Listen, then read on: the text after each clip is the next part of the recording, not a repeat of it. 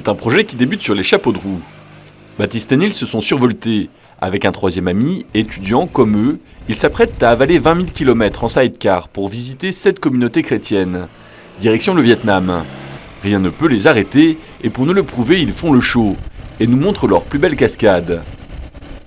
Nous les rencontrons chez Nils, à Chevrières, dans l'Oise. Donc on partira de Paris donc dans 2 mois, direction la Turquie, ensuite l'Irak, ensuite la mer Caspienne pour rejoindre la Mongolie, nous sommes attendus.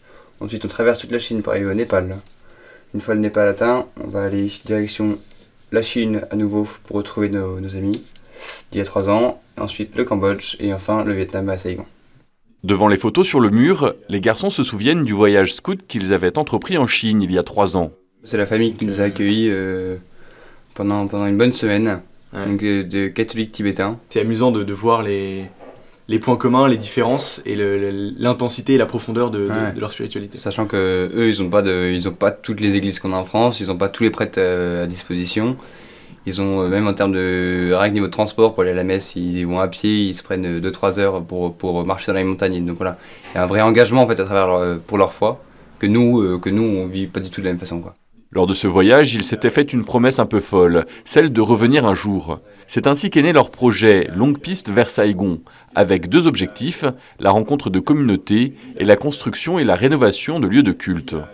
L'Église est en train de se développer en Asie et il y a une véritable effervescence de l'Église dans ces régions du monde et qui n'ont pas connu et qui n'ont pas eu la chance d'avoir l'histoire que nous avons en France avec des églises dans tous les villages et à tous les coins de rue, on peut le voir à Paris.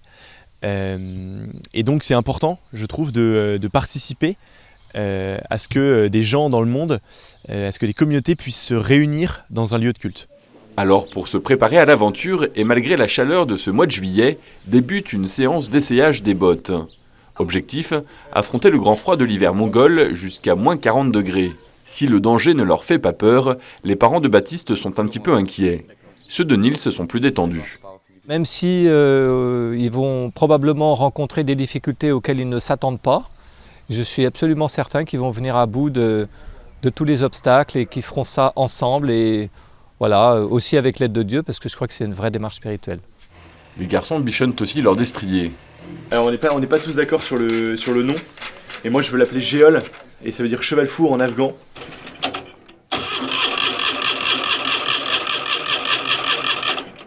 Mais la monture a du mal à démarrer. On a déjà un problème sur un sidecar, un petit problème de transmission, mais qui va se régler très vite. Vous en êtes plein parce que là c'est votre commune. Cheval Fou avait juste besoin de s'abreuver. Ouais, en fait, on s'est rendu compte que c'était plutôt un problème d'essence. Il n'y en avait pas assez dedans, et du coup il fallait en remettre parce qu'on était déjà sur la réserve. La préparation matérielle est donc à l'ordre du jour, mais pas seulement. La préparation spirituelle est également importante pour ces jeunes. On est accompagné par un père spirituel, enfin chacun un. Et l'idée donc c'est de cheminer un peu avec lui et de préparer en amont aussi le voyage qui va être finalement un vrai chemin de progression dans notre foi. Et donc oui, nous elle va surtout se manifester par 3 prières, donc matin, midi et soir. Une prière d'abandon le matin pour vraiment confier cette journée, les rencontres.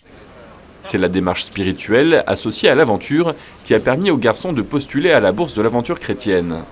Ce dimanche, Baptiste, pieds nus au style bohème, a perdu ses chaussures.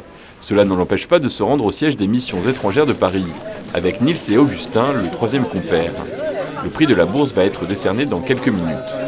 La bourse de l'aventure chrétienne est une bourse qui a été fondée en 2009 pour sponsoriser, aider, soutenir des jeunes de 18 à 30 ans qui veulent partir pour un projet itinérant et avec une volonté aussi de se mettre au service des autres dans une inspiration chrétienne. Le grand prix du jury est décerné au projet Étoile au grand large.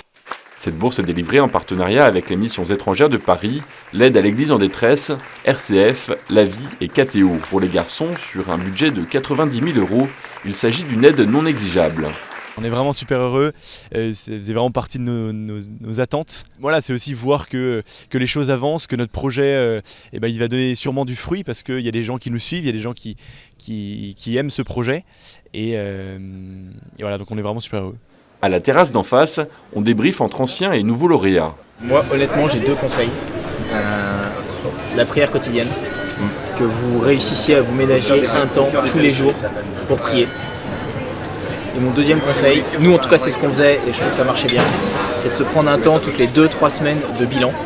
Un temps où chacun son tour, vous dites aux deux autres comment vous avez vécu les deux semaines, qu'est-ce qui vous a plu, qu'est-ce qui a été dur, qu'est-ce qui vous a blessé. Et c'est vraiment dans ce moment, en tout cas pour nous, de communication, où on pouvait apprendre à mieux connaître l'autre, apprendre à le pardonner, apprendre à mieux l'aimer.